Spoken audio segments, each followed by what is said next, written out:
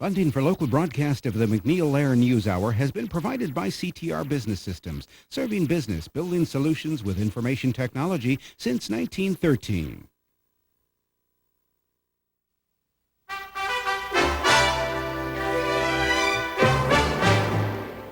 Good evening. I'm Robert MacNeil in New York. And I'm Elizabeth Farnsworth in Washington. After tonight's news summary, we have a look at religious conservatives and the Republican social agenda.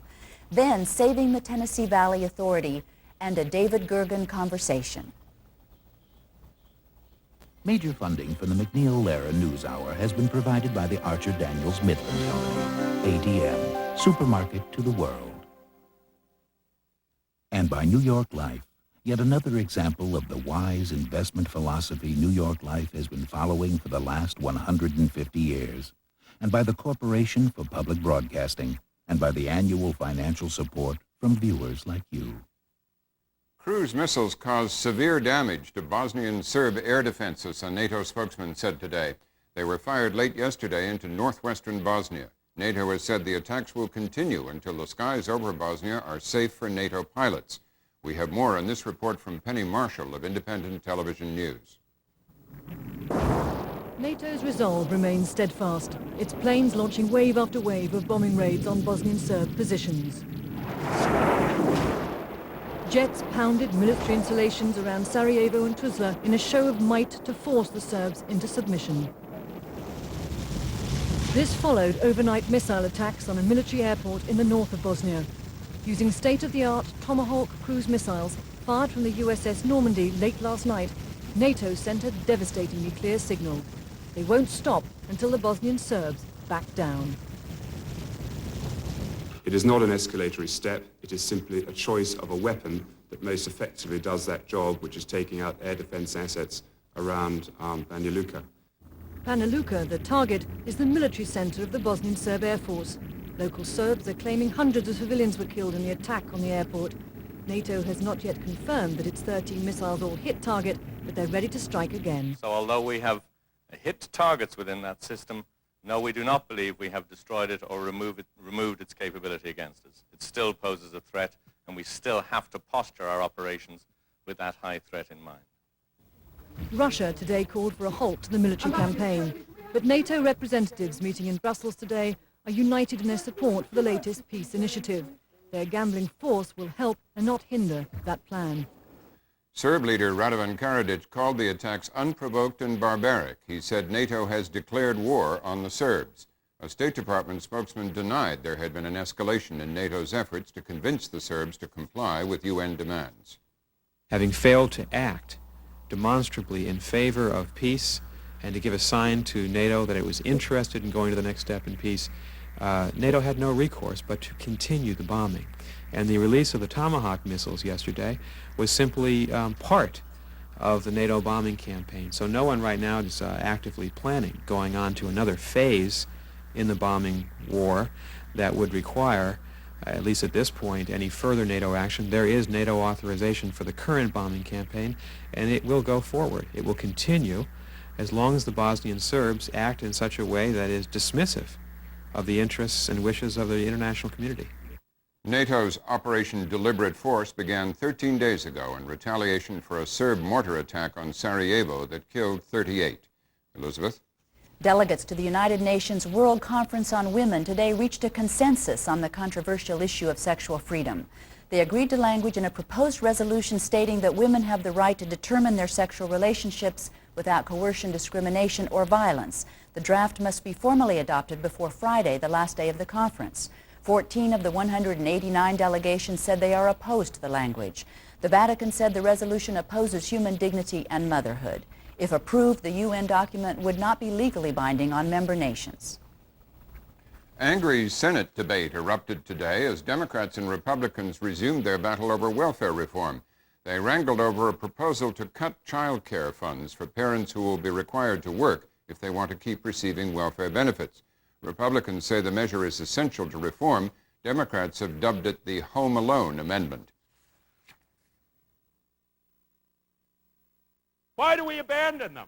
Why do we abandon the children? Why do we abandon working families?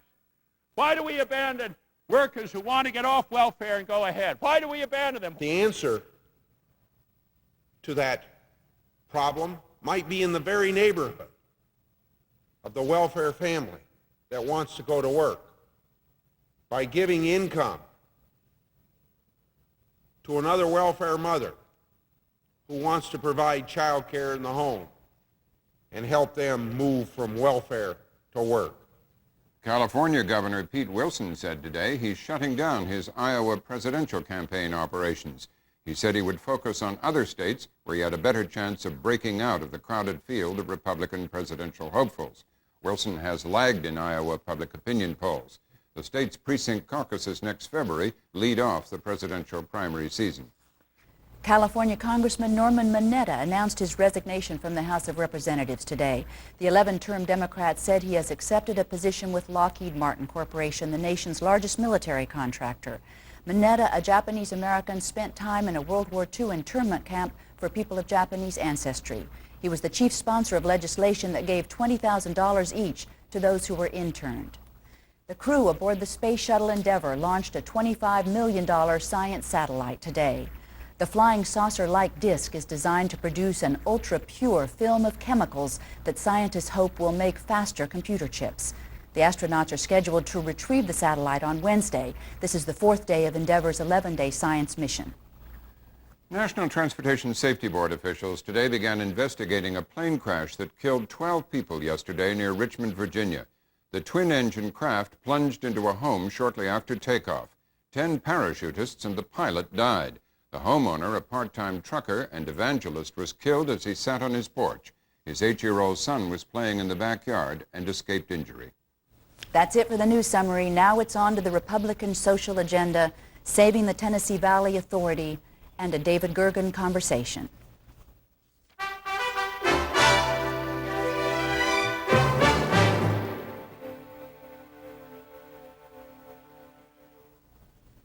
Now the Republican Party and the push for a conservative social agenda.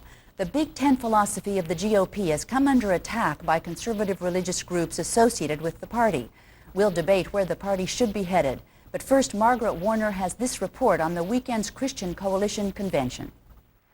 More than 4,000 Christian Coalition activists gathered in Washington this weekend to celebrate the growing influence of their 1.7 million member movement.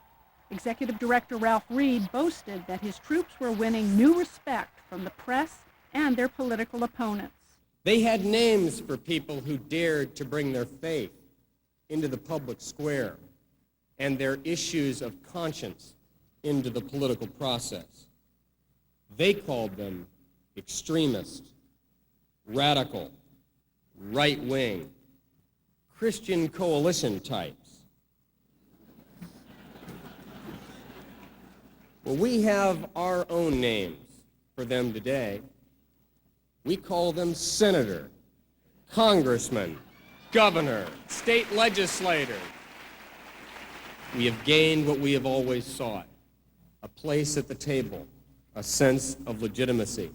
The coalition's president, television evangelist Pat Robertson, praised his group's success in taking over many state Republican Party organizations.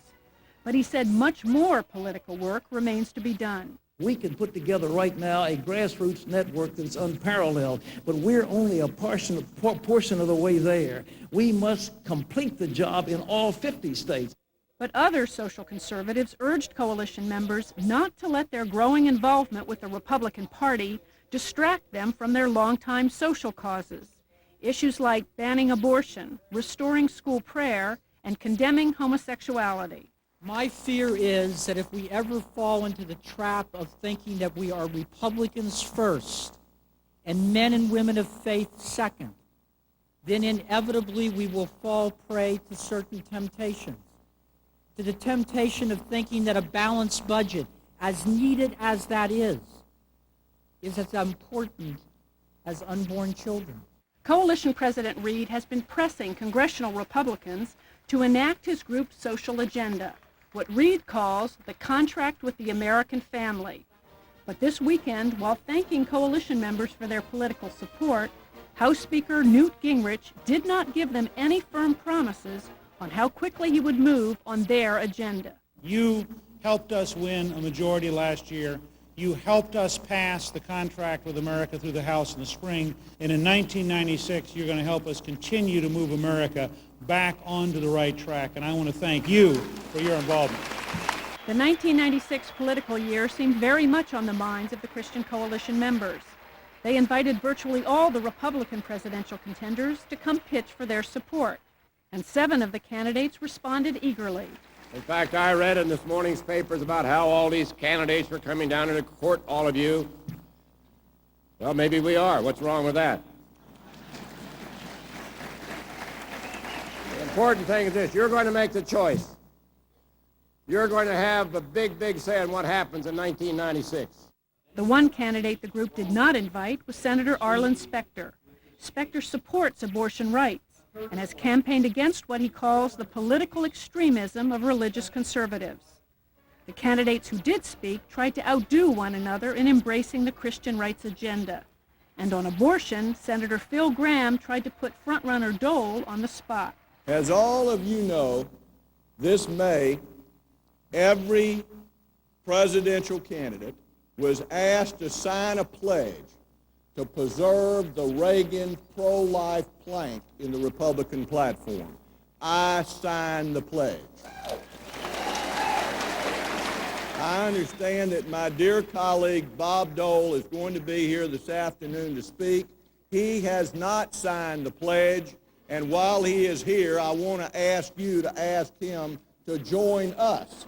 If we don't have enough love in our hearts for the most innocent among us, all our talk of less violent, more caring society will come to nothing unless we protect the sanctity of all human life, and that's very important. Look at the record. Don't look at pledges. Look at the record. Look at the record, folks. And it's been good, and it's been solid, and it's been consistent. On many of their social issues, the Christian Coalition believes the Republican Party's record still leaves much to be fulfilled. We go first tonight to Ralph Reed, the Executive Director of the Christian Coalition. Thank you for being with us, Mr. Reed. At the convention Friday night, Christian Coalition President Pat Robertson said, quote, that we can put together right now a grassroots network that is unparalleled. Would you describe that network, please? I'm not hearing you, sir.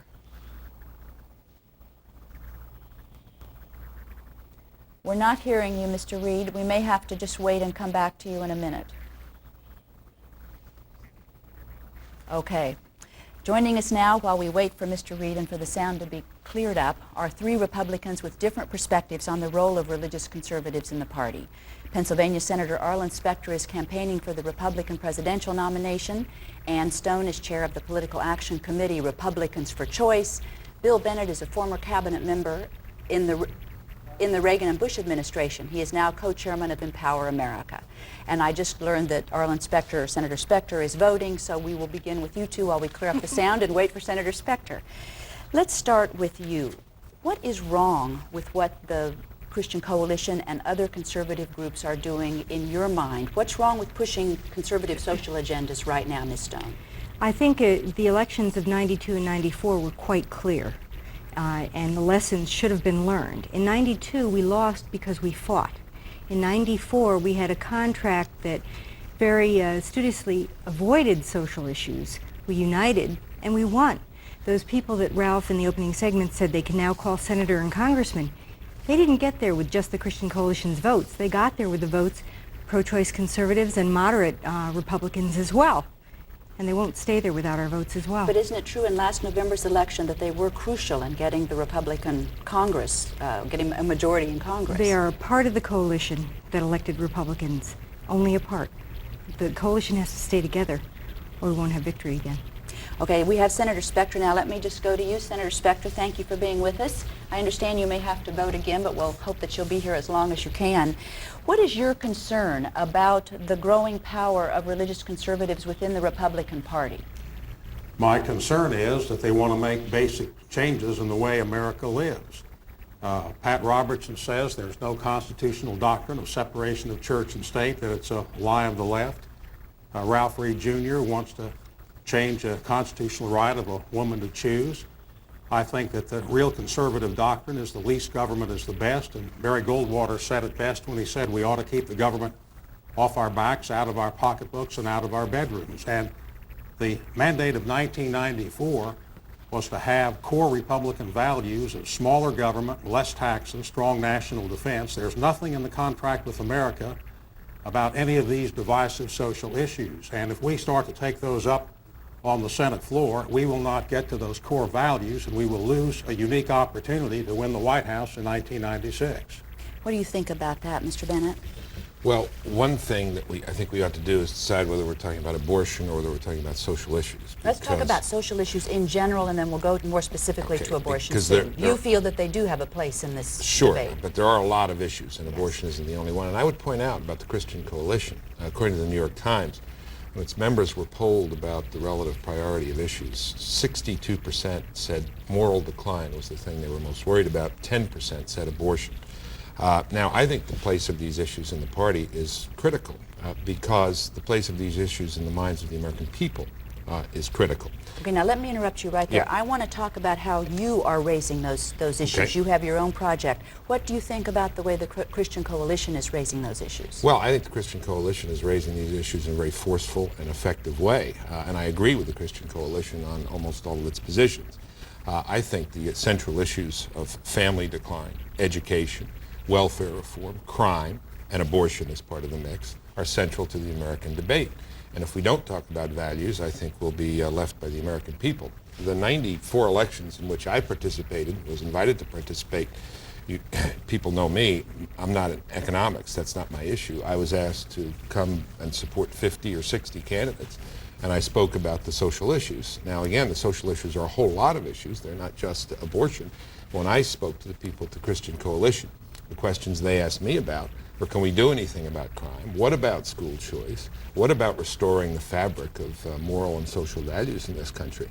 And those are very, very important, and they are deeply central to the American people's worries about the future, not just to Christians, but to all Americans. The question I was asked most often on the campaign trail, and I'm asked most often now when I go around America, is, are the wheels coming off? What's happening to our country? Are we in decline? And to the degree that the Christian Coalition addresses that, and I believe it does, I think it's right on the track. Okay, we have Ralph Reed again. I think we can now hear you, Mr. Reed. Thank you for waiting. You bet. I want to ask you a few questions to clarify some things about the Christian Coalition before we go into this group discussion. Tell us about the Grassroots Network. How widespread is it? How does it function? How have you brought it to bear on to lobby for your contract with the American family? Well, I think what we aspire to be is what the AFL-CIO is for labor, what the Chamber of Commerce is for business, what organizations like the National Organization for Women do for feminists. We want to be a permanent voice, a permanent fixture on the American political landscape, giving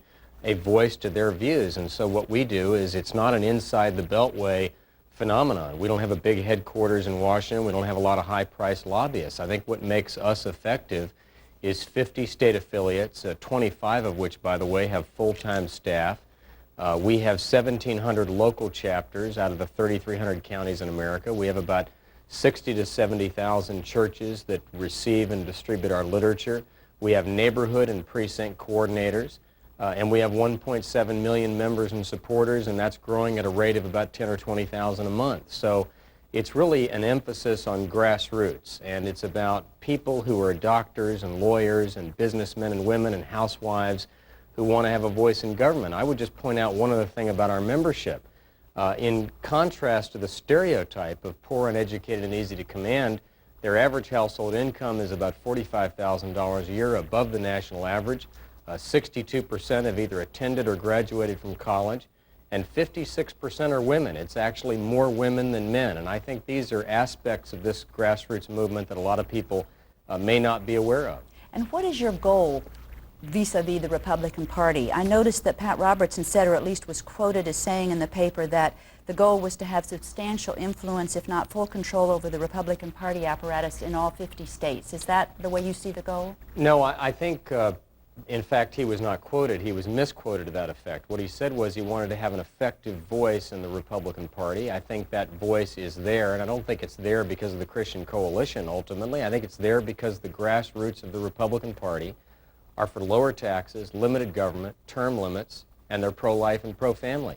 There was a survey taken by Luntz Research and Marketing Research Institute in March of this year that found that 71% of likely Republican primary voters nationwide are pro-life and want the existing pro-life plank to stay.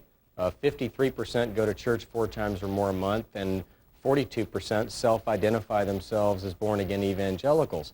So I don't think the Republican Party or either political party should be the wholly owned subsidiary of our organization or any organization. What I do believe in is a policy of inclusion rather than exclusion, just as African Americans and women and young people who had previously been marginalized came into the process in the 60s and 70s and impacted largely the Democratic Party, but really both.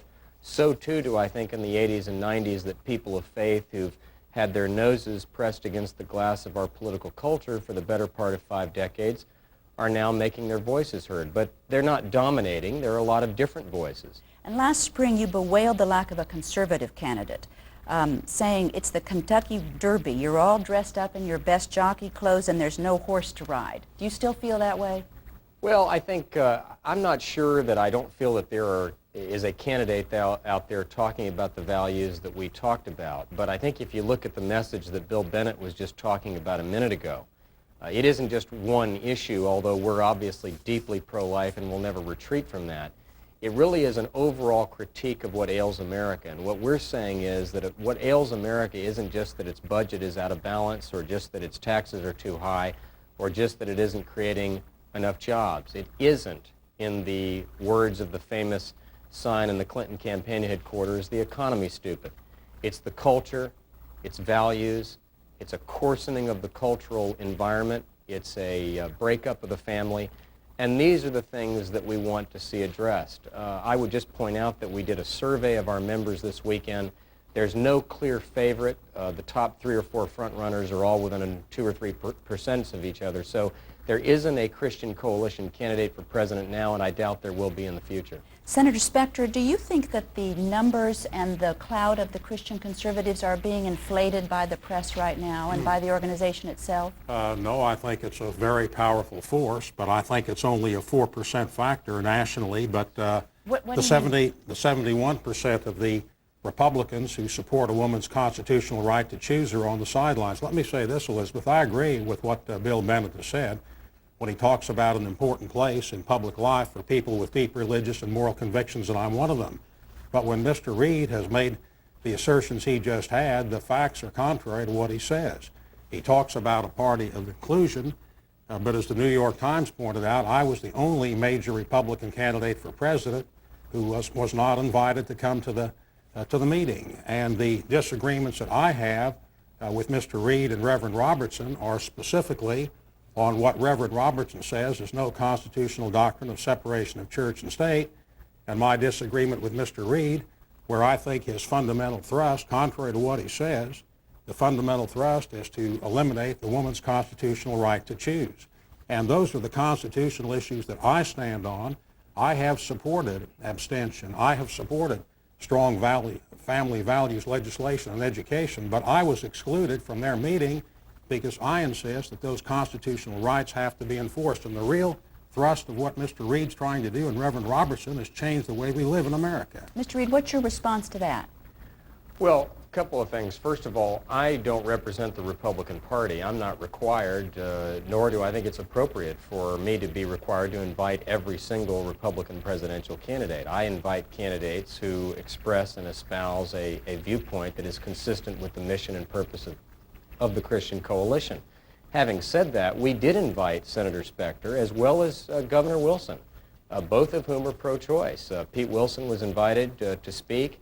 He had a conflict in California. Senator Specter was invited to address our state and county leaders, and he chose not to come. Well, Elizabeth, that's I guess I would say that I would hope that in the future when we invite Senator Specter to meet with our local and state leaders, who are some of the finest people in the country, I hope he'll come. Senator Specter? Elizabeth, that's the critical point. I was not given equal treatment. And when Mr. Reed makes the representation, and he made it on CNN until he was corrected about it, it was not equal treatment with the others.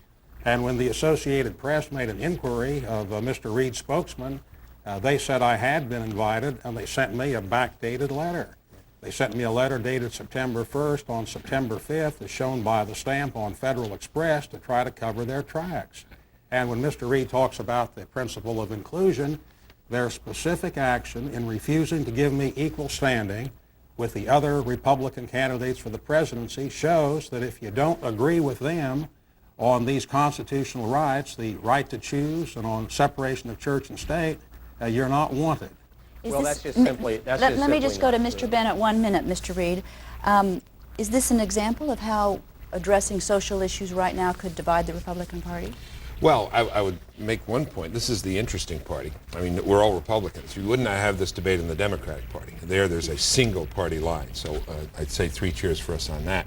I've worked with both Ralph Reed and Arlen Specter, and I must say to Arlen, equal treatment. I mean, this is not a court of law. This is the Christian Coalition. Maybe, Arlen, if you'd said pleasanter things about him, you would have been invited. I mean, you have every First Amendment right to say whatever you want about the Christian Coalition. I don't see any reason that Ralph has to hand you the club with which to beat his members. I mean, why abuse the membership as what's his name, the Democratic chairman did a few years ago when he was invited? I mean, I don't see that Ralph's under any obligation. It's not your pro-choice position because Pete Wilson was invited. Let me ask you, your project for American Renewal, which I'd appreciate it if you'd summarize it for us, seems to seek a kind of middle ground between those who don't want social issues raised and the Christian Coalition and other groups like Focus on the Family. Is that right? I think the project for American Renewal, which is really Dan Coates' idea, is something that... Senator Dan Coates. Yeah, Senator Coates, something that Senator Specter, I think, would be interested in, as well as Director Reed, and that is to take a middle position or a different position from the liberals who say government is the solution to all our problems, from the position of some Republicans who seem to believe that no government is the solution to all our problems. What Coates is saying, what I'm saying with Senator Coates, is that we've got to rebuild the social fabric. There are institutions in America that need rebuilding: communities, neighborhoods, families, schools. Can the government be in any way helpful to this? There's a big move to send power from Washington back to the states. But can we possibly send some power out and beyond government to some of these institutions which will really make the big difference? Like PTAs, like church groups. PTAs, like church groups, which have an excellent record of helping people overcome drug treatment, like schools, which do an excellent job with kids in the inner city. That's what this question is about. And one of Coates' proposals, which I think is very interesting, is to allow people to deduct the amount of money they give to a charity from their taxes, not from their taxable income, but from their taxes, so that you eliminate the government. Supposing you find St. Anne's Infant and Maternity Home does a splendid job with mothers and children, bringing them along. Eliminate the government's role in this. Just say, I want to give my money to St. Anne's and take that charitable deduction. Adoption is another very important area. I think adoption may be one area where a lot of us here could find common ground in this very divisive issue of abortion. So those are examples. I want to get back just for a minute to the impact on the Republican Party. I noticed that former New Jersey Governor Thomas Kean announced he would not seek to replace retiring Senator Bill Bradley because he was afraid there was no role for a moderate in the party anymore. Although the chief people running for that office will be moderate Republicans, and likely that seat will be, the primary will be won and the seat will be held by a moderate Republican, probably somebody like Dick Zimmer. But I might want to get back to Ralph Reed's point about 71% of the primary voters being pro-life and that this is going to shape our presidential candidate. Ralph, you missed the point. Primary is one thing. It's called a general election. That's what elects the president. And again, in '92, the moderates and the pro-choice conservatives were shunted aside. We were really very badly treated at the convention, and people decided, well, we'll just not vote for George Bush. We'll vote for Ross Perot or Bill Clinton or anybody else. And in fact, in critical, large number electoral states, it was the loss of the pro-choice Republican vote in suburban areas that cost us many of the states that were necessary for us to win that election. My great fear is that there is no reason for moderates or pro-choice conservatives to vote for a Republican for president. There is reason to keep a Republican Congress. But more and more I'm hearing feedback from not only members of our group but also moderates all over the country that they don't see any advantage to having a Republican in the White House. They see an advantage in having Republicans in Congress, in the House and the Senate. And so that's going to be a real Democrat problem. As a kind of check as a safety valve, because you're hearing Republicans say yes, yes, lots of Republicans, and it is a great fear. So I would ask Bill and Ralph both to address What is there for Republican moderates and also pro-choice conservatives in terms of what's on the agenda, the social agenda? What is it that's going to keep them from walking away from the presidency while still voting for the House and the Senate? Mr. Reed? Well, I think, again, if you look at what happened in 1994, you saw pro-life, pro-family activists, as well as people committed to lower taxes and term limits. It was really a three-stool or a three-legged stool. You had the Perot message of term limits, political reform, lobbying reform. You had our message of addressing the decay of the culture and the breakup of the family and defending innocent human life. And then you had that traditional message of lower taxes and balanced budgets. And that is the key to maintaining a majority of 55 to 60% of the vote. We know from looking at exit polling in 1994 that 33% of all the voters who went to the polls were either self-identified born-again evangelicals or traditionalist pro-family Roman Catholics. They voted about 70% Republican, only 24% Democrat, and they are one of the decisive, not the only one by any means, but one of the decisive reasons why instead of a normal off-year pickup of, say, 15 to 20 seats, you had a 53-seat pickup in the House and then an 8-seat pickup in the Senate. So I think to take that vote for granted would be a mistake. I do think that you've got to find a way to accommodate those of differing views within a political party. I'm not a Republican Party official. I don't have to do that. I speak for a very specific constituency. But you know, if you go back to the 92 Republican convention, you had speeches by Lynn Martin, who's pro-choice. She gave one of the nominating speeches for George Bush. Pete Wilson, pro-choice governor of California, he spoke. Bill Weld, pro-choice governor of Massachusetts, spoke. There were lots, and who can forget Mary Fisher's speech?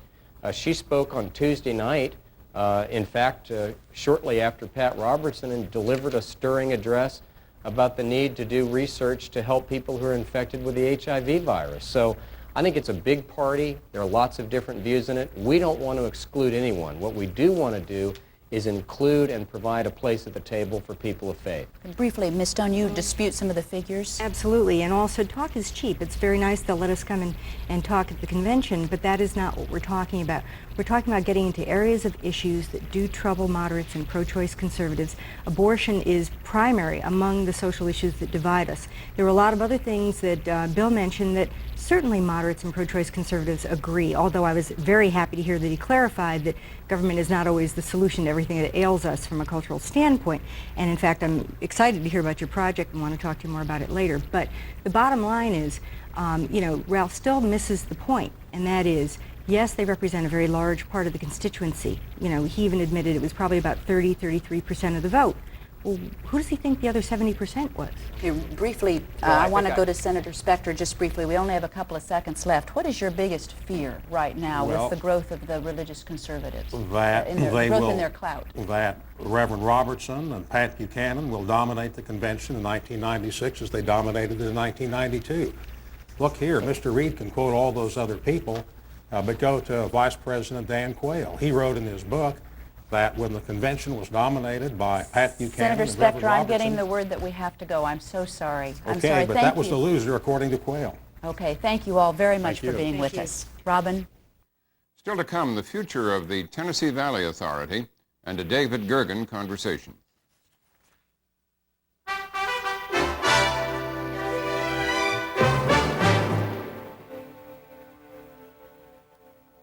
Now to another part of the congressional effort to reduce the federal budget. Many popular government programs have been targeted, none more popular than the 62-year-old Tennessee Valley Authority. Kwame Holman reports. By the time the Great Depression hit the country in 1929, the poor rural counties of the Tennessee River Valley already had endured years of economic deprivation.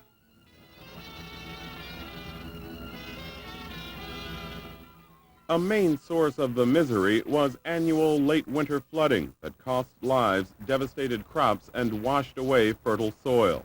For more than 100 years, the river going through Sevierville flooded the town every spring. Congressman James Quillen, now 78, grew up in eastern Tennessee. The stores downtown, they had built second stories, And when the flood started, they had to move their merchandise to the second floor. Miss Catherine Hill of the TVA waits the signal. Okay, Catherine, let her go. In 1933, Congress acted decisively to uplift the region, allocating millions of dollars to create the Tennessee Valley Authority. The TVA used the money to construct a system of dams along the Tennessee River and its tributaries to end the flooding and the resulting erosion of the regional economy. 81-year-old Henry Whitlow is an attorney in the western Kentucky town of Paducah. The fact that the dam was coming, it lifted the enthusiasm and the feeling of people to the point where they were willing to open a store, to start a business. This is the gateway to the modern-day domain of the Tennessee Valley Authority. From here at the Kentucky Dam, just north of the Tennessee border, the TVA's system of dams and power plants safeguards navigation, controls flooding, and sends cheap hydroelectric power to 8 million people in 7 states. Southern Virginia and Kentucky, all of Tennessee, and parts of North Carolina, Georgia, Alabama, and Mississippi all get their power from the TVA, making it the largest utility in the country. The relatively cheap power attracted industry to the region, and today customers pay TVA $5 billion a year, most of which is plowed back into power production. But the TVA continues to receive federal money, last year $143 million, to run flood control programs, operate an environmental research center, manage a 170,000-acre national recreation area, and to support a wide range of economic development projects. TVA has been like a catalyst to the city in trying to restore our downtown riverfront area. Jerry Montgomery is mayor of Paducah, a few miles from the Kentucky Dam. They helped us with some funds for a boat launch on the riverfront. They also helped us with some funds in economic development in our area in the Information Age Park, which is a telecommunications park that we have developed here locally. They're a big company, corporation, but boy, have they helped the little guy, even down to me. Paducah businesswoman Beverly McKinley says TVA engineers helped restore Paducah's historic downtown district, showing the city how to bury utility lines and put down new sidewalks. I wouldn't want to be downtown if they weren't underground. It's such an eyesore. Downtown 6 years ago, you could rent a building for $1 a month. Now you can rent buildings for $1,200 a month, same square footage. TVA also showed McKinley how to renovate old buildings, which helped her launch several small businesses, including a successful bed and breakfast. Committee will be in order. But TVA's record of success has not shielded it from budget cutters in Congress. I think you have to ask yourself why it is in 1995, 60 years later, the federal government is still involved in any way, form, and fashion.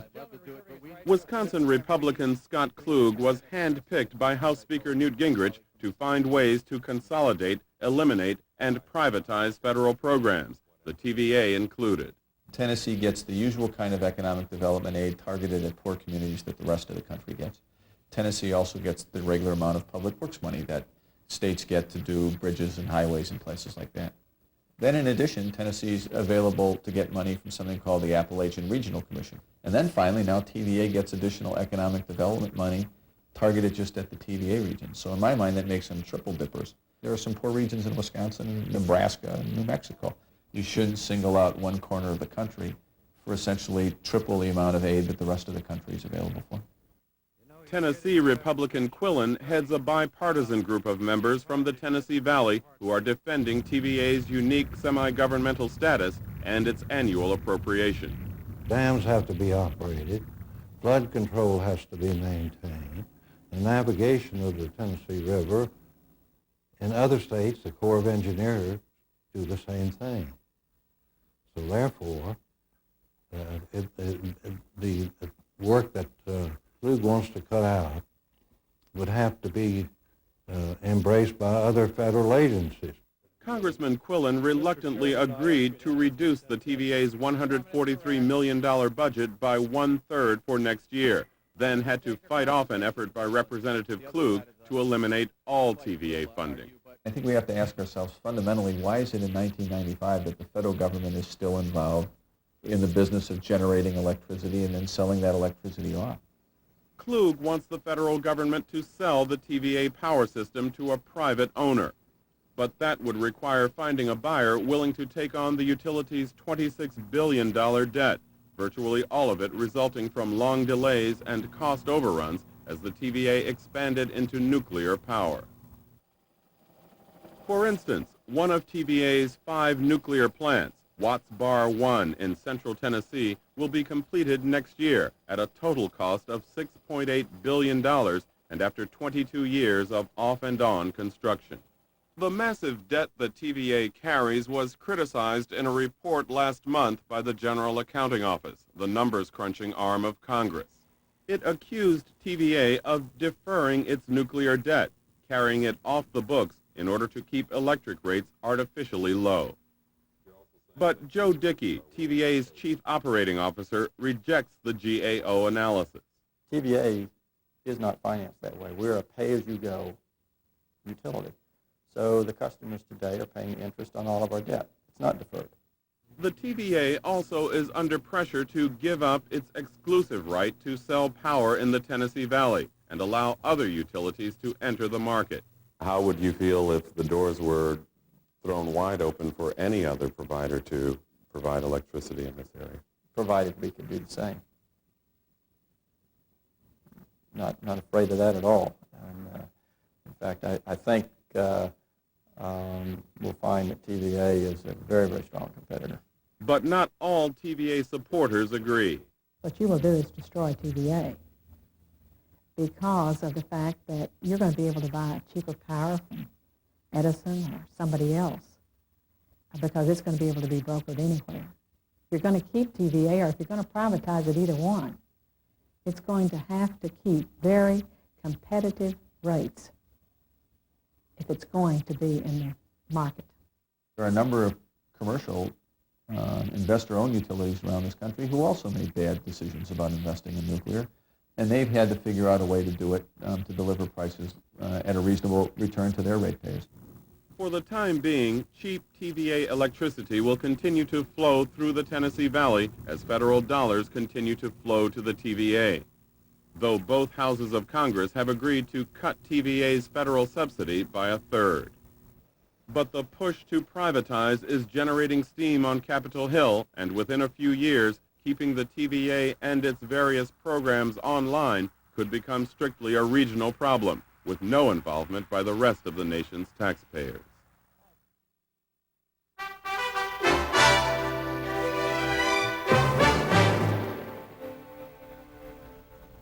Finally tonight, David Gergen continues his talks with authors of books and articles that have become part of the debate over public policy. Tonight it's with 2 new editors of magazines on opposite ends of the political spectrum. Bill Kristol is the editor of the Weekly Standard, which made its debut on newsstands today, and Katrina vanden Heuvel took over as editor of The Nation earlier this year. The question might well be asked, in fact many liberals are asking it, Michael Kinsley I think has posed it, with the Washington Times in Washington as a daily voice of conservatism, and with the National Review, a venerable publication now, there biweekly, as well as the American Spectator on a monthly basis. Why do we need another conservative magazine? I don't know that we need one. The country would survive, I suppose, if we hadn't decided to start the Weekly Standard. But I think there's room for a weekly that reports on the new political era, that criticizes it, that seeks to guide it.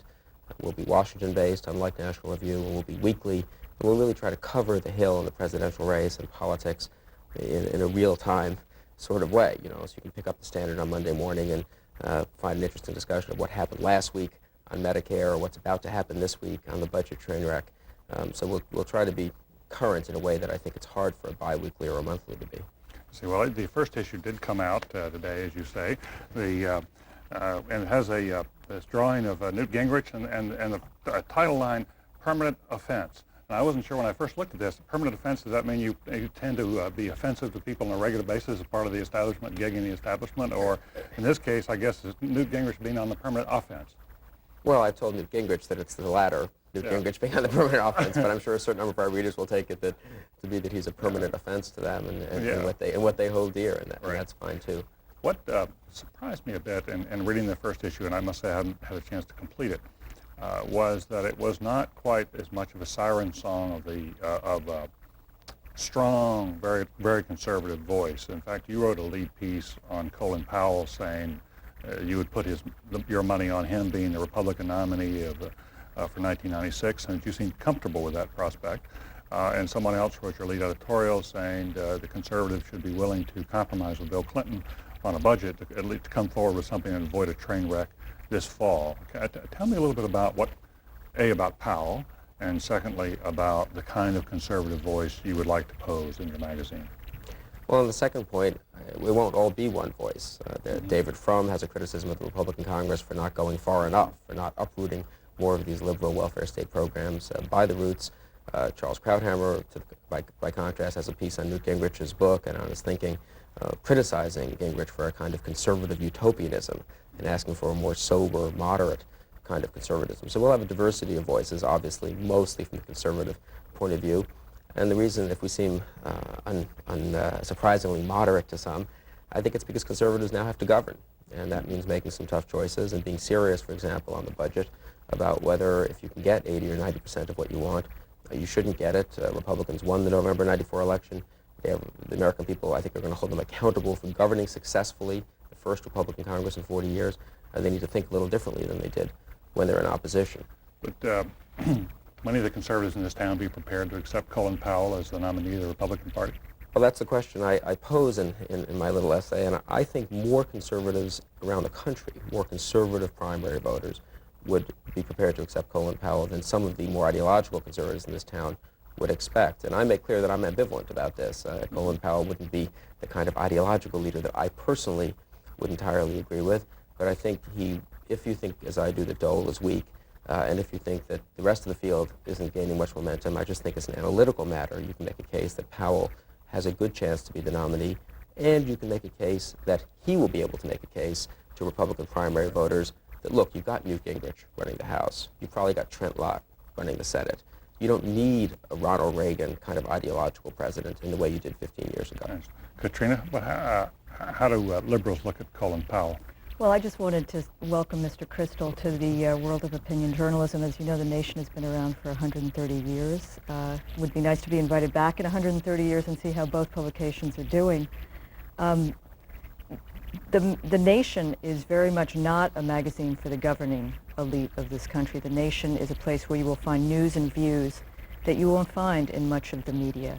We are an independent, muckraking journal at a time when I think such diversity of voices is not being represented in the conglomeratized media. How do we feel about Colin Powell? Just like in the Standard, there are diversity of voices. We have been out there talking about the need for independent political forces in this country. I think Colin Powell is someone people know very little about, but it represents the hunger in this country for independence, for alternative points of view, and perhaps in a country where we really have a party and a half, if that, the need for a third real party. Colin Powell won't bring that, particularly if Mr. Crystal's point of view prevails, but it's interesting that Mr. Crystal, who really pushed the Republican Party to a much more strident conservatism, now sees the need for a more moderate voice, whether Colin Powell can really draw on what he calls the silent majority of the Republican Party, people of the Nelson Rockefeller more moderate tradition at a time when the Christian Coalition has so energized the Republican Party. Is going to be difficult to see. Let me ask you this question. I'm curious about the future of liberalism. Your magazine does represent that voice, and you've really gone on offense against the conservatives. You've written a number of very strong attack pieces. But what can be said about conservatism in a positive way, about what it offers the country? Mr. Crystal, for example, has called it a dying philosophy. Has called liberalism a dying philosophy. I think that if the desire for decent wages and decent jobs, for national health care, for for social justice in this country, for maintaining environmental standards so we don't have unclean air and water, and a whole range of issues really touching on the corporate control of this country. I mean, I would say that left and right, and I don't think of The Nation as a left publication. I think of it as an independent publication that, because the center has so shifted in this country, is on the liberal side of the spectrum. But I think the right has touched on the problems of government, but in a way that the liberal side with its values wouldn't. There is a legitimate role for government in this country, but I think the issues of corporate power are something that conservatives could touch on in interesting ways. But do you feel liberalism has lost its way?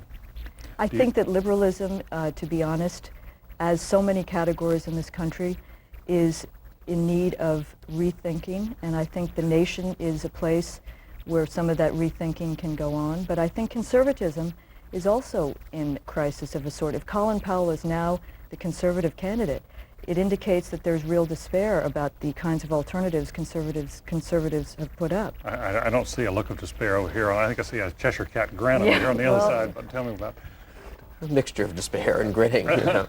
No, there's a lot of unhappiness about some of the Republican presidential candidates. I do think we are at the beginning of an era which could be, from my point of view, a promising era of conservative governance. But nothing is ordained. I do think we're at the end of the New Deal Great Society era.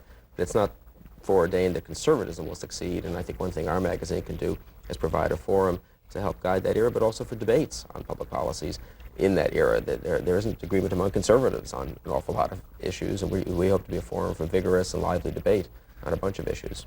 Do you think that the conservatives have somehow lost their sheen in this Congress, or do you think that's going to be that in the next few months Newt Gingrich and company will have a chance to reestablish the momentum they had earlier in the year?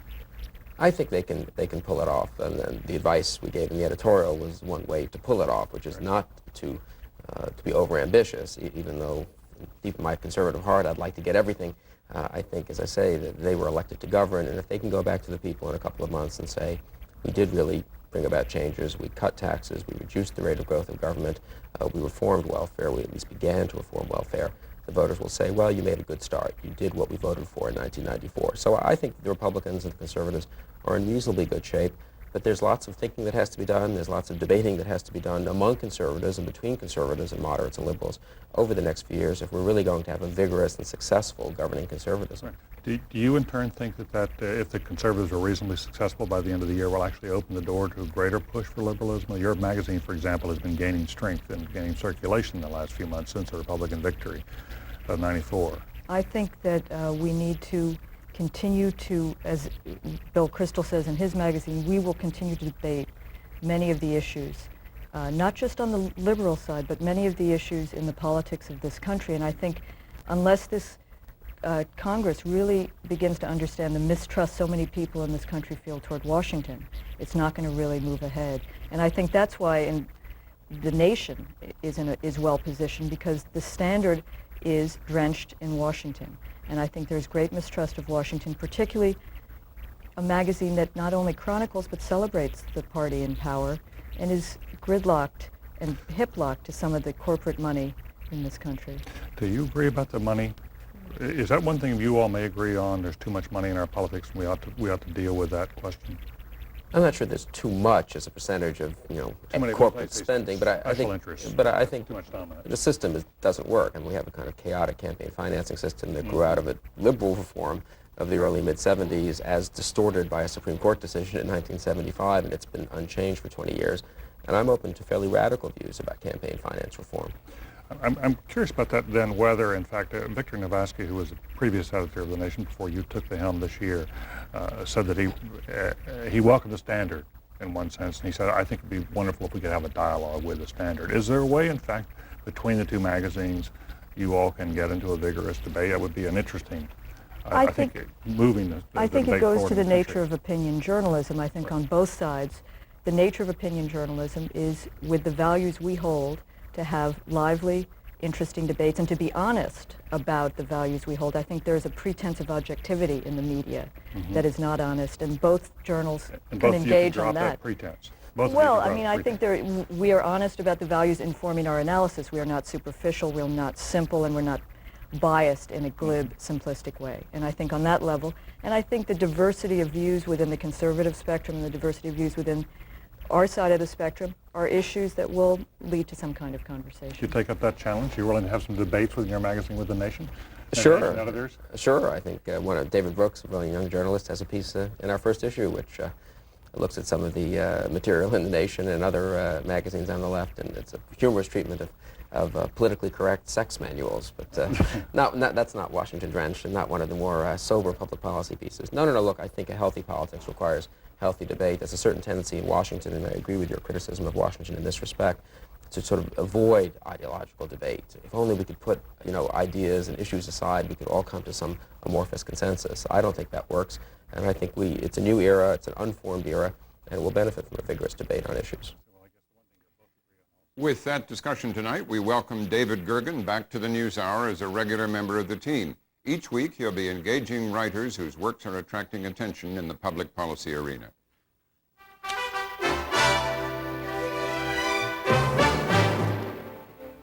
Again, the major story of this Monday. NATO said cruise missile attacks on Bosnian Serb air defenses caused severe damage. Serb leader Radovan Karadzic called the raids barbaric, and Russia warned that the airstrikes could reignite Cold War tensions. Good night, Robin. Good night, Elizabeth. That's the NewsHour for tonight, and we'll see you again tomorrow night. I'm Robert MacNeil. Good night. Major funding for the MacNeil-Lehrer NewsHour has been provided by the Archer Daniels Midland Company. ATM, supermarket to the world. And by New York Life, yet another example of the wise investment philosophy New York Life has been following for the last 150 years. And by the Corporation for Public Broadcasting, and by the annual financial support from viewers like you.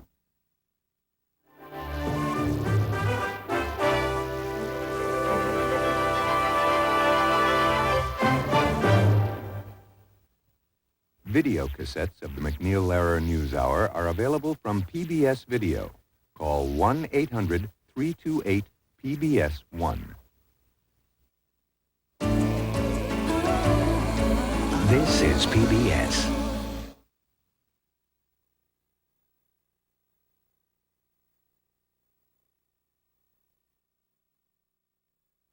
Funding for local broadcast of the MacNeil-Lehrer NewsHour has been provided by CTR Business Systems, serving business building solutions with information technology since 1913.